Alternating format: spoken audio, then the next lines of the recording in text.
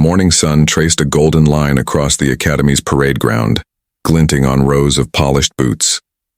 Not a sound stirred through the ranks. Every cadet stood rigid, shoulders straight, eyes locked forward. It was inspection day, the one that made even the bravest hearts race. At the very end of the formation stood Cadet Leanne Hart. On the surface, she looked steady. Inside, her pulse hammered. She wasn't like the others, quiet, distant, always training long after lights out. Her silence became fuel for gossip, and gossip turned cruel.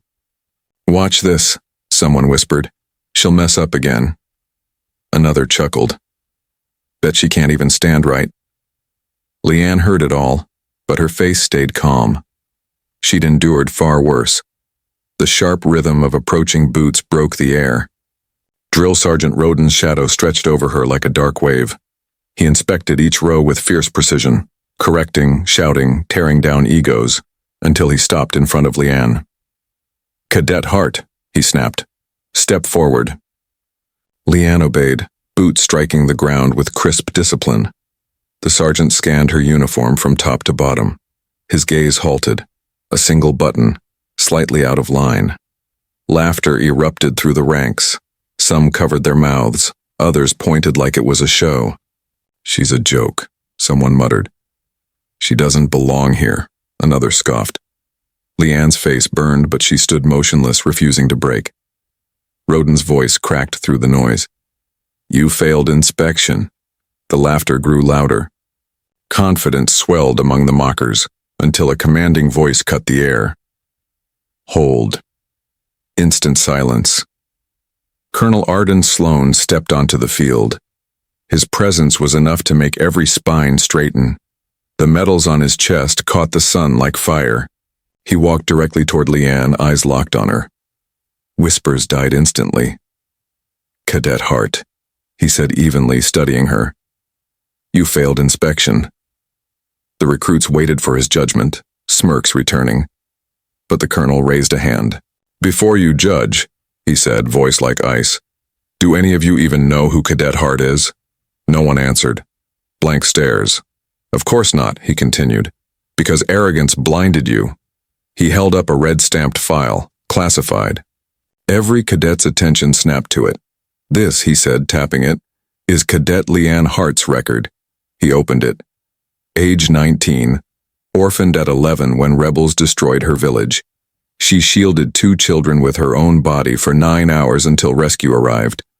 Gasps spread like wildfire. At 14, she escaped captivity using nothing but broken glass, freed 4 others before herself, refused treatment until they were safe. At 16, she trained in elite covert programs, expert marksman, combat specialist, speaks 5 languages. And at 17, she volunteered for rescue missions in places most of you couldn't find on a map.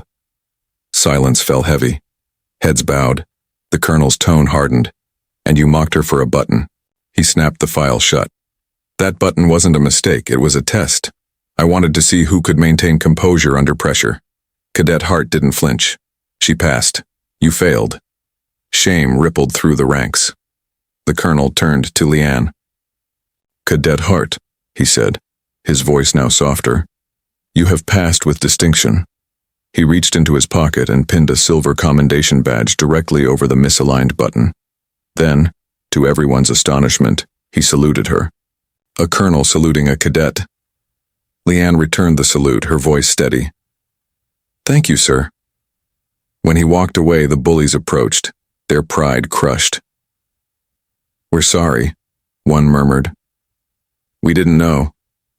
Leanne looked at them, calm as ever. "That's the problem," she said quietly. "You never knew because you never asked." That night, as the academy lights dimmed, recruits gathered around her, seeking forgiveness, guidance, understanding. Leanne spoke only once. "Pain taught me to be strong. Kindness taught me to be human." Days turned into weeks, and her story spread through the academy like a legend whispered in hallways. Her silence became a symbol, her resilience, a standard. Years later, when she graduated top of her class, Colonel Sloan handed her the gold insignia with a rare smile.